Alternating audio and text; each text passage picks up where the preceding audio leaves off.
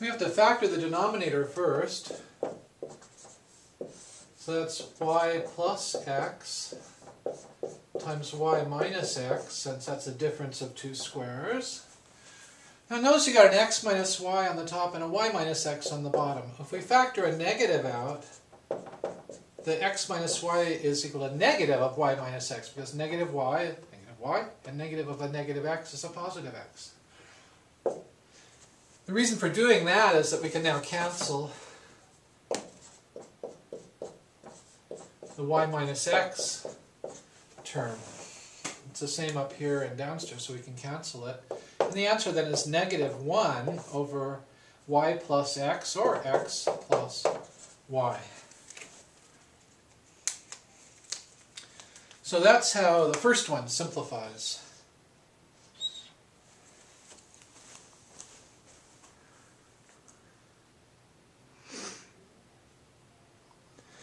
Now for the second one,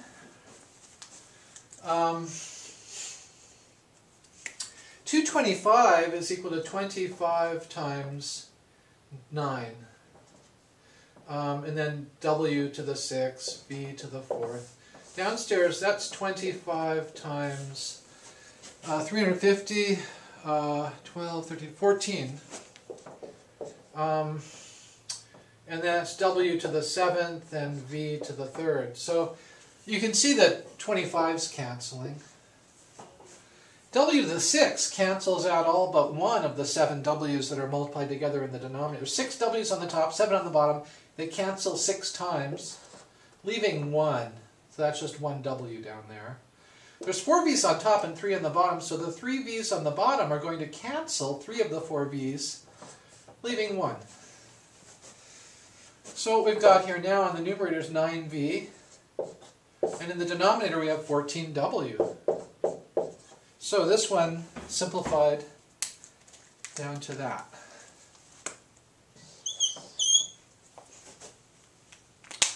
Problem 70 here, we need to factor the numerator and the denominator and see what cancels.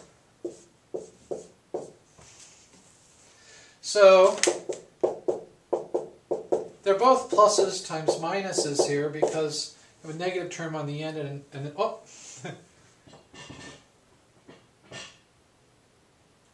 The first one is a positive times a negative, but the second one is ends up being also a positive times a negative.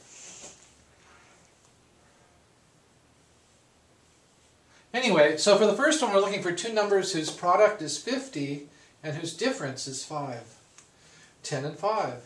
So we can go 10 times 5. The bigger number that goes with the plus sign because the middle term is positive. Now down here we're looking for two numbers such that when you multiply them you get 150, but when you subtract them you get 5. 15 and 10. This time the big number goes with the negative because the middle term is negative. Now we can see the x plus 10's canceling. So we're left with x minus 5 divided by x minus 15, which is what this one simplifies to. See, the third one here, we can start canceling right away. We can cancel the z's. There's 2 y's on top and 1 on the bottom, so this cancels one of them. Still leaving 1 y, but the 2 cancel. There's 1 x on top and 2 on the bottom, so this x cancels with one of the 2 that are down there. And what's left? 28 is 2 times 14, which is 2 times 7. And then there's a 3 times a 3 and times a y. In the denominator you have a 2. 21 is 3 times 7. And then there's an x. So we get a pair of 2's canceling. And so you can see that the 7's canceled, the 3's canceled. And what we're left with is 2 times y divided by x. So that's what this all simplifies to, this one.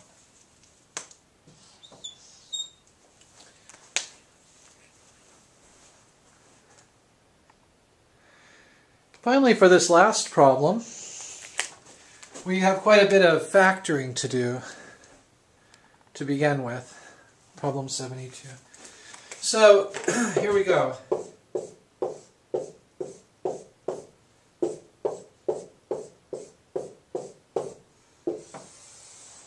So we're going to do all this factoring.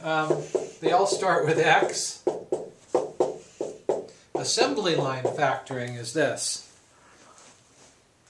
So now we've got a minus here, so it has to be a positive times a negative to get that negative.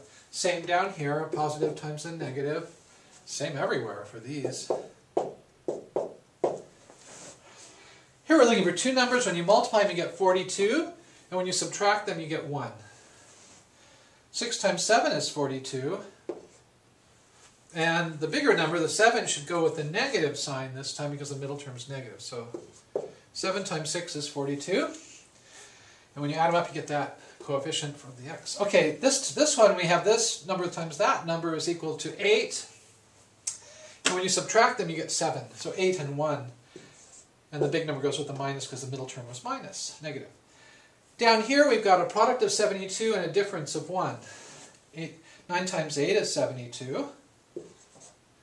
Big number goes with the plus because the middle term is positive. And over here, the product is 7 and the difference is 6. And in the last one, we hear 1 times 7 is 7, and negative 7 plus 1 is negative 6. Okay, now we can cancel any common factors. And notice there's an x minus 7 here and here. Those cancel. These x plus 1s cancel. And there's an x minus 8 over here and up here. So all that's left, after all that carnage, is x plus 6 divided by x plus 9.